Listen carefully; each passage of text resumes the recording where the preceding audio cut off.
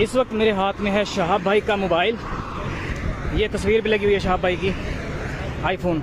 अस्सलामुअलैकुम दोस्तों, शिहाब चतुर के पैदल हज का सफर खराब कर दिया गया। शिहाब चतुर को धक्के मारकर पाकिस्तान से हकाल दिया गया। पाकिस्तान की हुकूमत जो जिन्ना के नक्शे कदम के ऊपर चलती है, उन लोगों ने शिहाब चतुर से कह दिया है निकल पहली फुर्सत में, निकल पहली फुर्सत में निकल। पाकिस्तानी हुकूमत की यह बात सुनने के बाद शिहाब चतुर के आंख में आंसू आ गए। 4 महीने तक शिहाब चतुर को पाकिस्तान के बॉर्डर के ऊपर पाकिस्तानी गवर्नमेंट ने बिठाया, वीजा नहीं दिया। पाकिस्तान की गवर्नमेंट तो ये समझ रही थी कि शिहाब चतुर 4-5 दिन बॉर्डर पर ठहरने के बाद वापस चले जाएंगे, लेकिन शिहाब चतुर के इरादे पुख्ता थे। ये अल्लाह के घर को जाना चाहते थे, पाकिस्तान के जरिए, वो भी पैदल चलते हुए। पाकिस्तान की हुकूमत ने घुटने टेकते हुए शिहाब चतुर को वीजा तो दिया, लेकिन शिहाब चतुर से ये नहीं बताया कि वीजा सिर्फ 72 आवर्स का है। आज भी यूट्यूबर झूठ बोल रहे हैं जी, सुभान अल्लाह माशाल्लाह। वो बताओ कि रो रहा है, बताओ कि बिलख रहा है, बताओ कि उसकी उम्मीदों पर पानी फेरा गया, बताओ कि उससे बेईमानी की गई, बताओ कि शिहाब चतुर को धोखा दिया गया। क्यों नहीं बोलते? शिहाब मुकद्दस सफर के ऊपर पैदल जाना चाहता था, लेकिन इसे जबरदस्ती फ्लाइट में बिठा दिया गया। इस पूरे मामले में पाकिस्तान की आवाम, आप लोग यहाँ पर देख सकते हैं, वो लोग तो शिहाब का वेलकम कर रहे थे,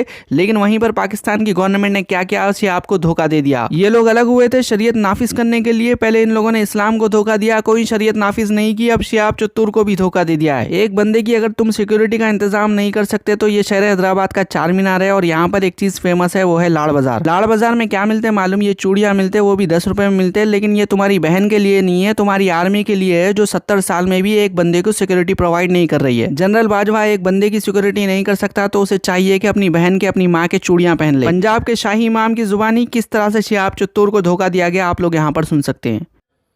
और शिहाब चतुर का जो हज खराब किया पैदल, आप सोच रहे होंगे पैदल कैसे खराब किया? इस नियत के साथ चला कि केरला से मक्के पैदल चलना है। यहां जब अमृतसर से वाघा से एंट्री हुई, दूसरे दिन सुबह को उसे जबरदस्ती रोते हुए को, बिलबिलाते हुए को पकड़ के लाहौर एयरपोर्ट से ईरान की फ्लाइट में बिठा के पाकिस्तान से बाहर निकाल दिया गया। ये कौन सी मुसलमान हुकूमत है जो एक मुसलमान को पैदल चलने का रास्ता अपने मुल्क में से नहीं दे सकी? ऐसी हुकूमत होती है? इसको बोलते हैं कि डींगा हक हाँक लो इना को जिनिया।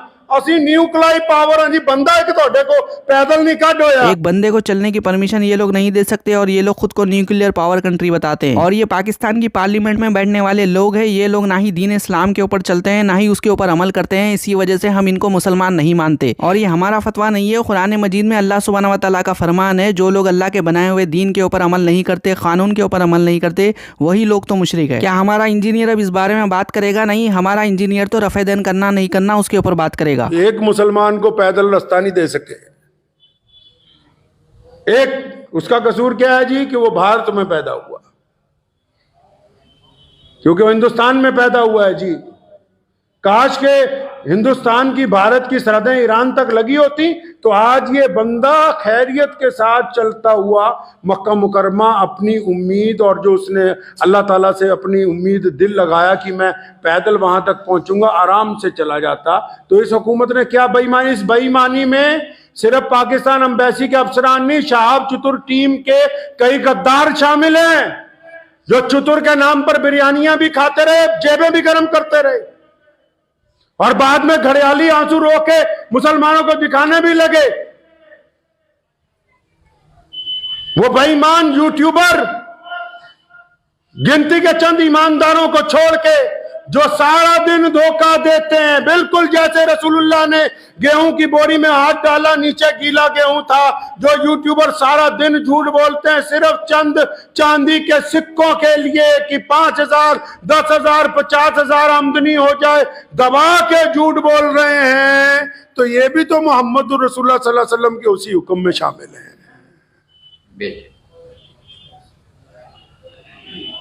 धोखा किया उस मजलूम के साथ, यहां से कहा कि तुम्हें वीजा दे दिया है, और उस धोखे में शिहाब चतुर टीम के लोग, हम जाएंगे अभी पंजाब पुलिस के डीजीपी के पास, जिन्होंने धोखा दिया वो ये ना समझे कि वो बख्शे जाएंगे।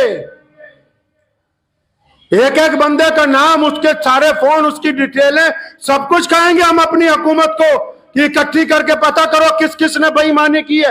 अगर लाहौर से ईरान बाई एयर ही जाना था तो यह कौन सी इतनी मुकद्दस जमीन है लाहौर की कि हम अमृतसर से ईरान नहीं जा सकते थे।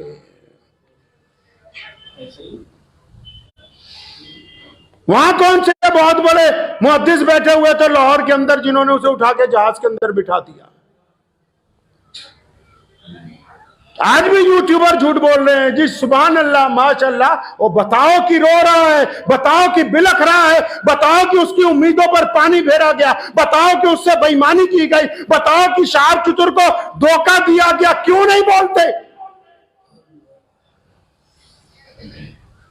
एक मुसलमान के साथ बेईमानी, पूरी दुनिया के मुसलमानों को धोखा, फिर ये कहना जी असी तो मुसलमाना दी सरकार है। ये इस्लामिक रिपब्लिक कोई मुसलमान हुकूमत नहीं है, बल्कि मेरा जिस्म मेरी मर्जी वालों की हुकूमत है। और जिन लोगों का ईमान कमजोर होता है वही लोग इनको मुसलमान समझते हैं। उम्मीदों पर पानी फेरा, जबरदस्ती की, और ये 3-4 ठेकेदार बदमाश जो साथ में लगे हुए थे, जिनकी पोल इंशाल्लाह जल्दी खुलेगी।